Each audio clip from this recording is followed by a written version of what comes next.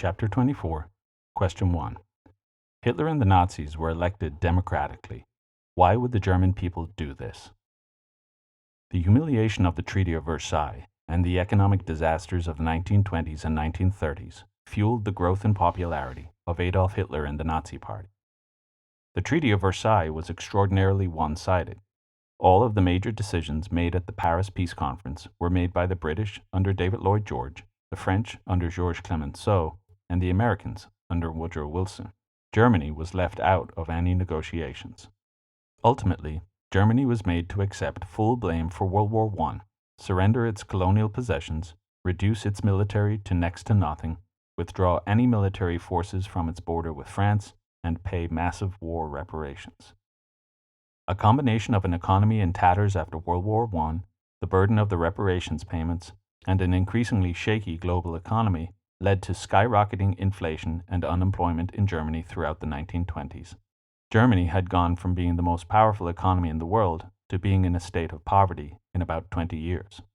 The Nazis rose to popularity because they vowed to undo the Treaty of Versailles and seek revenge against the West, and they promised to fix the German economy. The German people were in increasingly desperate circumstances, and Hitler's assignation of blame on external factors proved to be extremely popular with them.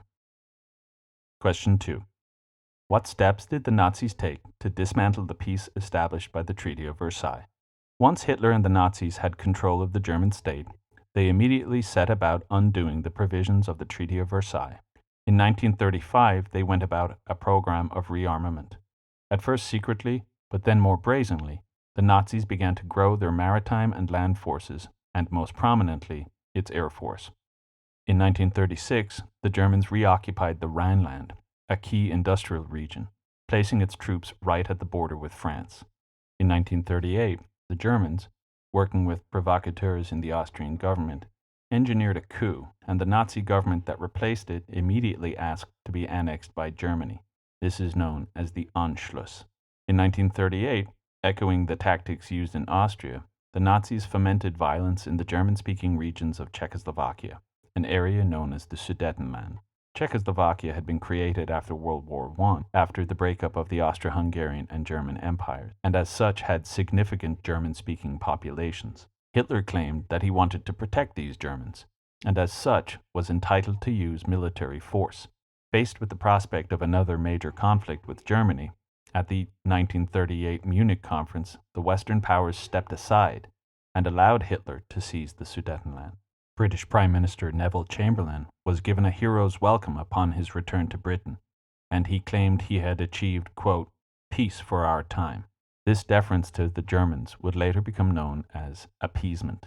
On September 1st, 1939, emboldened by Western passivity, the Germans invaded Poland. France and Britain responded with declarations of war, and World War II began. Question 3. What is the significance of the Spanish Civil War?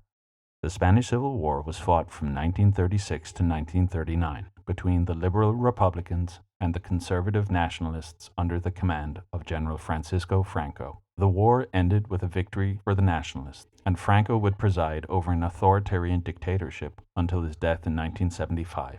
The nationalist victory established a third fascist state in Europe and was thus a victory for Nazi Germany and fascist Italy. Hitler and Mussolini both intervened militarily in the war, with devastating consequences. Mussolini's mechanized forces proved more than a match for the ill-equipped Republicans. The Republicans lacked any air power of note, and so German and Italian bombers were able to formulate and refine battlefield doctrine free from any enemy interference. Chillingly, the indiscriminate bombing of civilian populations portended the widespread use of that tactic by both sides in the war that would follow. Beyond the military significance, the war represented a test of the diplomatic will of the democratic Western nations. With the exception of expat volunteer forces, no aid came from the United States, Britain, or France. Of the major industrialized nations, only the Soviet Union lent military aid to the Republicans. The lesson Hitler and the Nazis took away from the Spanish Civil War was that the democratic West lacked the will to resist fascist expansionism. This would embolden them and contribute to their belligerence in the latter half of the 1930s. Question 4. How would the Japanese invasion of Manchuria and then China contribute to the outbreak of World War II? Japan's establishment of an empire on the Asian mainland had been a long-term goal of the Meiji government that assumed power upon the collapse of the Tokugawa shogunate at the end of the 1860s. The leaders of what would become the Meiji Restoration paid close attention to the misfortunes that had befallen the Chinese state in the wake of the Opium Wars. Determined to avoid the same fate, the Meiji generation willfully discarded most of the trappings of Japanese tradition in favor of the westernization of essentially all of its institutions of state. The overarching goal of the Meiji Restoration was autarky, the idea that a state can survive and thrive free from the interference of other states.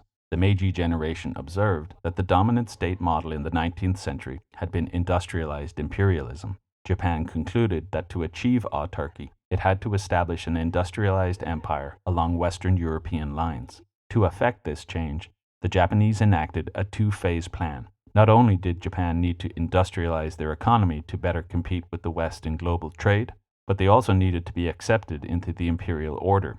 By thoroughly westernizing their social and legal systems, the Japanese undermined European justification for imperialist policies towards them.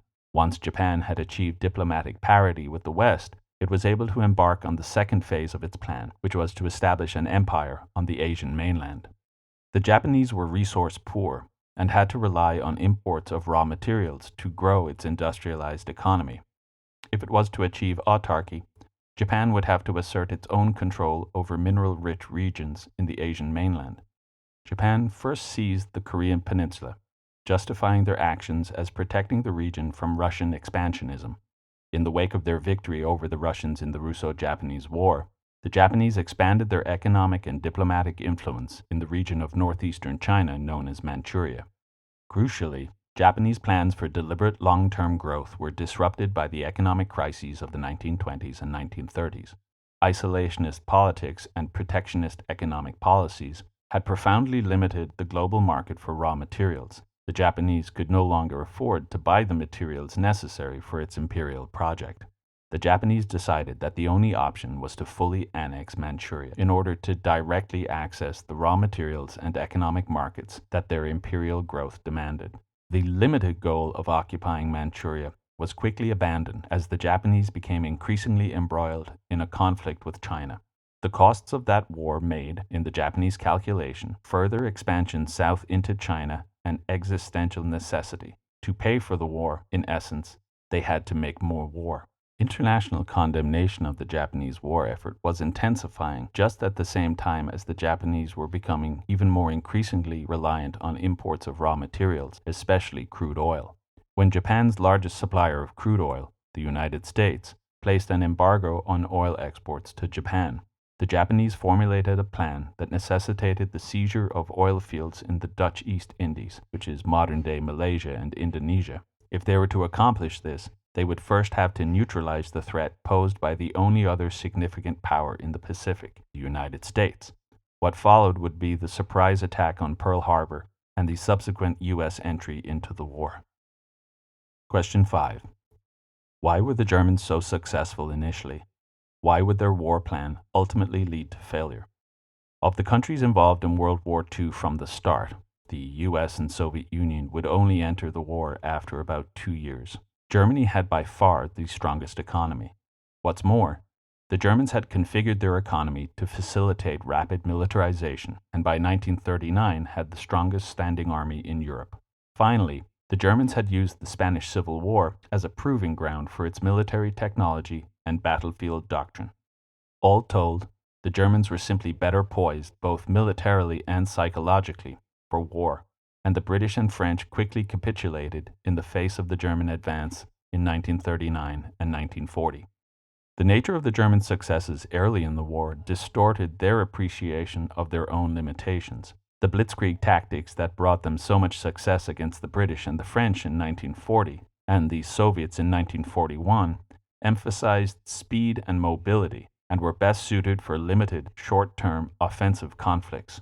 Additionally, the Germans were fighting against enemies who had entered the war reluctantly and who had economies that, weakened by the Great Depression, were unable to compete with that of the Germans.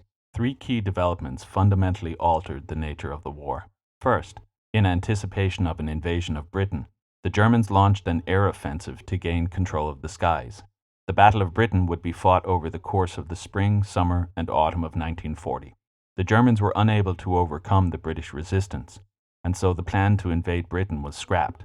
This proved to be a fateful turn of events because, frustrated by the failure to knock out the British, Hitler directed the German military towards an invasion of the Soviet Union. The German blitzkrieg tactics were as devastating in Russia as they had been in Poland and France, and rapidly pushed the Soviets back to within 20 miles of Moscow. The offensive stalled, however, and beginning in December of 1941, the Soviets mounted a massive counteroffensive.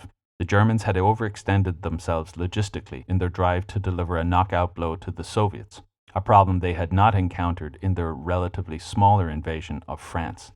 Just as the Germans were facing a reversal of fortunes in Russia, the erstwhile German allies, Japan, without first consulting Germany, attacked the United States at Pearl Harbor.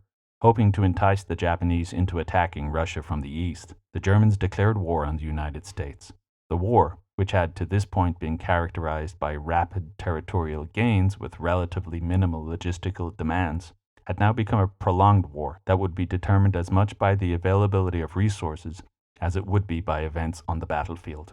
The fatal flaw in the German war machine was thus exposed. German success had relied on the weakness of their enemies in a short offensive war. The entry of a superior economy in the form of the United States, combined with the increasing strategic unsuitability of blitzkrieg tactics, meant that the Germans would lose the subsequent prolonged war now being fought on two fronts. Question 6. Why did the Holocaust happen? How would the Holocaust affect the creation of the State of Israel? The Holocaust was the coordinated murder of approximately 17 million Europeans at the hands of the German Nazis during World War II. Though there is no small amount of controversy over what should be included in the definition of the term, for the purpose of this discussion, the number includes 6 million Jews, 4.5 million Soviet civilians, 3.3 million Soviet prisoners of war, 1.8 million Poles, and an additional hundreds of thousands including Slavs, Romani, mentally or physically disabled people, homosexuals, and any other groups considered antithetical to the Nazi worldview. It is this worldview that explains the inspiration for the Holocaust. The growth of Germany into a fascist state meant that the vision of the supreme leader would be the vision of the state. That leader was Adolf Hitler, whose Weltanschauung, or worldview, was one that insisted on Germanic/Nordic/Aryan supremacy over all other peoples on earth. Far from a cogent and articulate philosophy, Hitler's worldview revolved around three principles: German superiority, the German right to Lebensraum, or living space, and racial purity of the German state. Once the Germans had complete control of the mainland of Europe, they set about implementing Hitler's vision by coordinating the mass murder of any groups that were seen as impediments to these three goals. Despite extensive evidence of German mistreatment of its Jewish citizens and others in the build-up to World War II, there was no effort made by the Western democratic powers to curtail German excesses, which only further emboldened the Germans. The Germans carried out their plans in relative secrecy and intensified them after their assertion of control over mainland Europe. Despite some evidence towards the end of the war that the Germans had engaged in atrocities, the scope and nature of what the victorious Allies encountered as they pushed back the German forces shocked and appalled the world. Such was the collective revulsion and, to some extent, sense of guilt over the tragedy. There was an immediate call for the creation of a Jewish homeland in Palestine. By 1948, the State of Israel had been proclaimed with the support of the US and Britain, although, significantly, over the objections of the Palestinians and broader Arab world. Question 7. Why were the Japanese so successful initially? Why would they ultimately fail?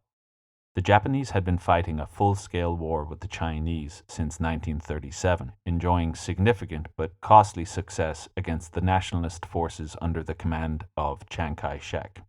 As such, they had established an effective war machine which, when combined with the element of surprise, afforded them immediate short-term success against the British and the US. The fundamental weakness of the Japanese had always been their economy. They simply didn't have enough resources to support their objectives. The significant territorial gains made by the Japanese in the early months of the war did not immediately translate into materials sufficient to fund, fuel, or justify their war efforts. Compounding the cost of the war effort was the implosion of the Japanese economy as a result of short-sighted, military-centric, centralized planning. In short, the Japanese were never going to be successful in a prolonged war that was as much a battle of staying power as it was an armed conflict. Question 8. How did the end of World War II lead to the Cold War? The Cold War was, at its core, a competition for ideological supremacy. The combatants were, in a sense, fighting to establish and maintain their worldview. The United States sought to promote democratic capitalism, and the Soviet Union sought to promote communism. Because the quote-unquote war aims were ideological in nature, and because quote-unquote victory in that war meant the spread of your ideology, external manifestations of prestige became of paramount importance. The terms of this ideological conflict were set in the last years of World War II and the first years of the peace. Expedience necessitated the temporary subordination of pre-existing distrust, but certainly on the Soviet side there was never a time when a post-war reset of diplomatic relations was ever considered. A recovery and growth of the Russian Empire had always been an unwavering priority for Stalin. The terms of the post-war peace were detailed in some respects, but were vague on the issue of territorial autonomy. It is fair interpretation to say that there was an element of naivete on the American side towards the Soviets at the end of the war. The Soviets were invited to partition the Korean peninsula in anticipation of an invasion of the Japanese home islands. Despite the Japanese surrender, the Soviets occupied northern Korea anyway. Whether influenced by a desire to end the war at all costs, or presumptuous of the nature of their wartime alliance, the United States did not consider or prioritize Soviet actions until after the war. When the Soviets refused to withdraw from Eastern Europe, combined with their support of the Chinese Communists and the authoritarian regime of Kim Il-sung, their motivations were laid bare. Far from rejecting the expansionist policies against which they had fought during World War II, it became clear that the Soviets planned to aggressively pursue an agenda of ideological and territorial expansion. As this would be a war of ideas, with appearance being of crucial importance, the U.S. could not be seen as passive, and so the Truman Doctrine, containment, the Marshall Plan, and the Korean War were, in the U.S. view, necessary responses to the Soviet posturing. One last note. World War II put to rest any notion that the old imperial order, which had never fully recovered from the twin disasters of World War I and the Great Depression, could possibly survive. Some notable exceptions aside, the traditional European powers gradually relinquished control of their colonies. Far from introducing an era of peace and independence, this reconfiguration of the global order meant that there was now a power vacuum that the competing ideologies would seek to fill, more often than not to the detriment of the newly independent states caught in the middle. Question 9. How did World War II contribute to decolonization? The process of decolonization was influenced by three factors: the will and ability of the colonial power to hold on to their possessions, the perspectives of the two superpowers, and the nationalist impulses of the peoples in the colonies themselves. The imperial grip on their colonies had been loosened, irreparably, some would argue, by the devastation and disruption of World War I. Whether imperial recovery was possible after World War I became a moot issue after the twin disasters of the Great Depression and World War II. The European powers, with varying degrees of reluctance, had no alternative but to accept calls for independence. America had made little attempt to conceal its contempt for the European imperial order, which it blamed for many of the conditions that contributed to the outbreak of both world wars. This conveniently skirted around its own imperialist agenda, which it had been actively pursuing prior to its World War I-induced isolationism. The Soviet Union called for the dismantling of the imperial order, which it characterized as the ultimate manifestation of the malevolence of capitalism. In reality, however, the Soviets saw an opportunity in the deterioration of the colonial order. Finally, World War I, the Great Depression, and World War II combined put to rest any illusions about the myth of European exceptionalism. Colonies could now rightfully claim that they were no less equipped to govern successfully than had the colonizers been. Emboldened by responsibilities that had defaulted to them as a consequence of the demands of total war, peoples in Asia and Africa successfully called for decolonization and independence in the decades after World War I. Question 10. What was partitioning, and what tensions would this produce in the decades to come?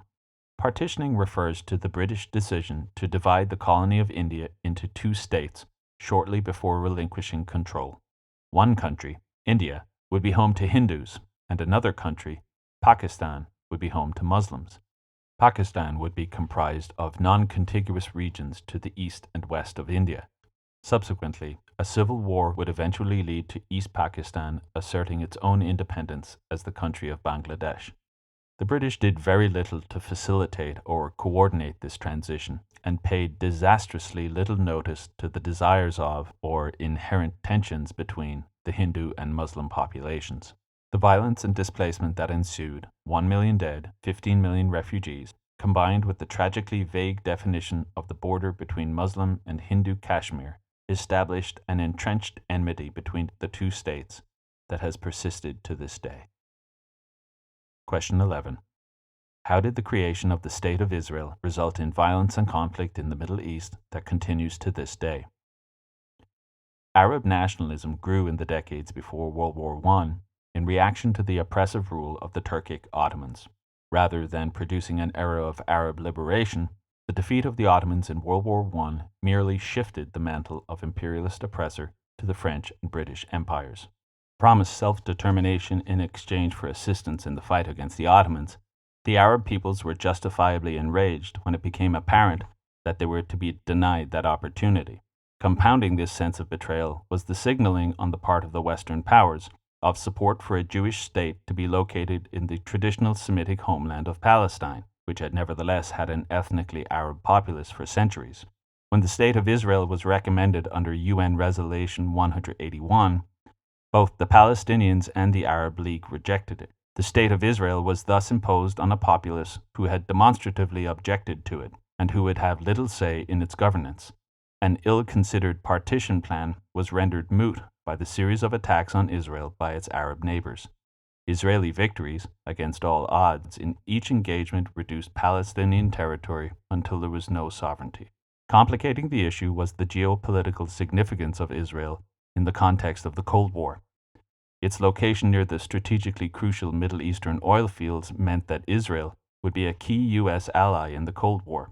The hostility of the Arab states and, closely related, the broader Muslim world was therefore directed at the U.S.